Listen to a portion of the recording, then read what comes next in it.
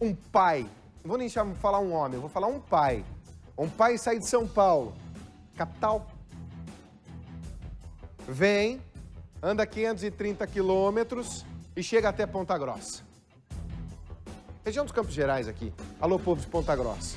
Essa história é com vocês, hein? A ex-mulher com quem ele tinha um filho de 5 anos de idade mora aqui no Paraná. O tempo passa. E esse homem para de dar notícias. O Lucas, o professor Lucas. Cadê? Ninguém sabe do professor, gente.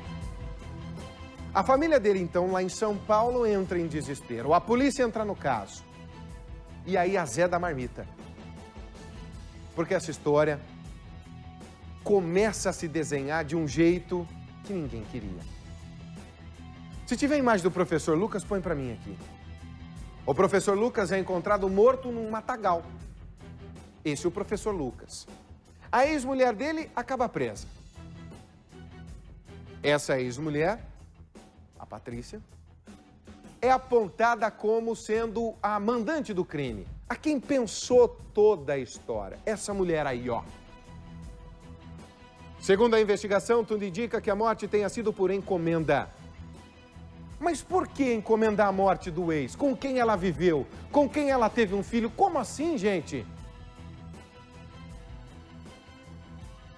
A nossa equipe foi para Ponta Grossa e responde para você essa pergunta agora. Como assim? Balança. Nós estamos em Ponta Grossa, cerca de 130 quilômetros de Curitiba, e aqui um crime em que a principal suspeita não está presa. Foi nessa cidade que o professor Lucas Ferreira de Oliveira foi morto quando veio visitar o filho pequeno na casa da ex-mulher em dezembro do ano passado. Mas ele pode ter sido vítima de uma emboscada. Eu vi ele levantando, tomando banho. Ele foi até a nossa cama, né? Me deu um beijo, falou bom dia, me deu um beijo, disse que me amava e que já voltava, que ia pegar o Miguel. Só que aí começou a passar muito tempo e aí eu comecei a ficar preocupada e mandei mensagem. Eu falei, né, que aí foi onde eu perguntei se estava tudo bem. Ele disse que estava, que depois falava. Foi algo assim. A última mensagem que o professor mandou para a noiva foi no dia 15 de dezembro, às 9 horas da manhã, exatamente no momento que ele chegava para visitar o filho na casa da Patrícia. Segundo a Polícia Civil, Patrícia avisou o ex-namorado e também um amigo que o professor Lucas estava chegando para visitar o filho. Ela não estaria em casa naquele momento e por isso, logo que o professor entrou, os dois entraram logo em seguida. E essa foi a última vez que se teve notícias dele. Ele veio para cá para visitar o filho, que estava com a ex-mulher dele. E quando chegou na casa da suspeita, ele já não foi visto mais, já teve dado como desaparecido. E aí começou as investigações, onde acabamos descobrindo esse homicídio. Patrícia Brunin Machenho conheceu Lucas em uma viagem dele para Ponta Grossa e foram morar juntos em São Paulo. Eles se separaram logo depois que o filho dos dois nasceu e ela voltou para o Paraná com o filho pequeno. Lucas vinha para Ponta Grossa uma vez por mês, mas queria tentar levar o filho morar com ele em São Paulo. Patrícia foi presa alguns dias depois do desaparecimento. Para a polícia, ela armou a emboscada para Lucas. Com a participação dela, nós conseguimos localizar o corpo da vítima, né? Ela indicou aonde esse corpo poderia ter sido dispensado, né, pelos outros autores, e também levou aí a identificação aí desses outros dois que a polícia está atrás. O advogado dela nega e diz que ela só contou onde estava o corpo do professor porque recebeu uma ligação do ex-namorado. No curso da investigação, ela recebeu um telefonema. Isso foi ali pelo dia 18, 19 de dezembro, informando ela que o Lucas estava morto e que possivelmente estaria o corpo num local que se chama Chácara Santa Teresa, aí nas redondezas de Ponta Grossa. O corpo do professor foi encontrado bem próximo de onde estão hoje aqueles sacos plásticos brancos. Os assassinos amarraram o professor e ainda o enforcaram em uma corda, uma tentativa de simular um suicídio. Ele foi encontrado possivelmente aí para tentar dissimular um suicídio.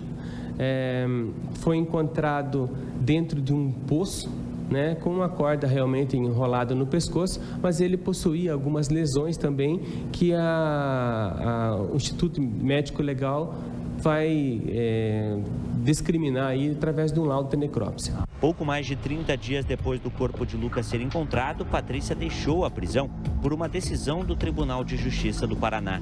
Para o advogado, a liberdade foi um reconhecimento. Ela tem trabalho lícito, ela possui uma conduta abonadora, ela tem raízes na cidade de Ponta Grossa, portanto, em liberdade ela não vai...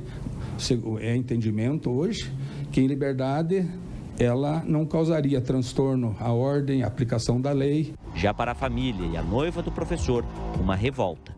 A forma como tudo foi feito, o jeito que eles fizeram,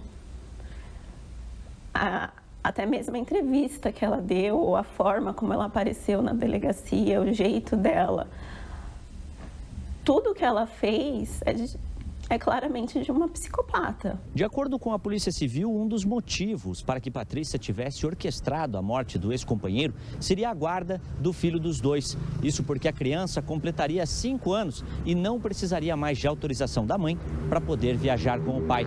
Para conseguir chamar outras pessoas para cometer esse crime, a um dos suspeitos, Patrícia teria oferecido a compra de um carro novo. O advogado da Patrícia não nega a compra, mas diz que isso aconteceu um mês antes do crime. Realmente, ela comprou esse veículo. Só que ela comprou esse veículo um mês antes da morte do Lucas. E outra, ela financiou o veículo no nome dela. Se fosse uma promessa de pagamento para que ele praticasse o homicídio, ela teria, obviamente, financiado o carro diretamente no nome dele, que era um pagamento. Pergunto para ele por que a cliente dele compraria um carro para o ex-companheiro, já que os dois haviam terminado o relacionamento há 6 meses. O namoro terminou, né? Eles romperam o namoro. Claro que às vezes ele ligava para ela, não tinha mais um relacionamento de namoro, mas eles mantinham esporadicamente algumas conversas. E como ele era uma pessoa do bem, que exercia trabalho legal, ela emprestou o nome e financiou o veículo, para que ele pagasse o financiamento, né? As prestações. Mas jamais esse veículo foi comprado para que ele praticasse o homicídio contra o ex-marido.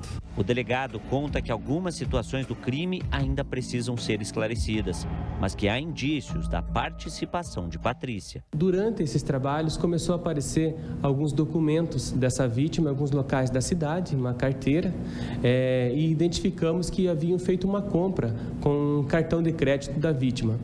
E a partir desse momento, e também partindo do último local que ele foi visto, a polícia começou a desvendar aí a participação e como que foi a realização aí desse homicídio. Nós sabemos quem são os participantes, mas a motivação para nós termos aí com definitividade esclarecida, nós precisamos ter aí a versão desses dois aí que a polícia ainda está no encalço. O Ministério Público do Paraná ofereceu denúncia contra a Patrícia por homicídio duplamente qualificado, por impossibilidade de defesa da vítima e pagamento pelo cometimento do crime. O ex-namorado dela e o amigo, que estão foragidos, também foram denunciados por homicídio duplamente qualificado e roubo. Enquanto isso, a família do professor aguarda por justiça a mesma que soltou Patrícia da prisão. No meio disso tudo tem o Miguel, que é uma criança de 5 anos, que teve o pai assassinado. Ele perdeu a única pessoa que poderia dar o melhor e o maior amor, o amor mais bonito que ele poderia receber era do pai. Tem uma música do Renato Russo, Ventos no Litoral, que ele adorava e eu amo também, que fala dos nossos planos é que tem mais saudade.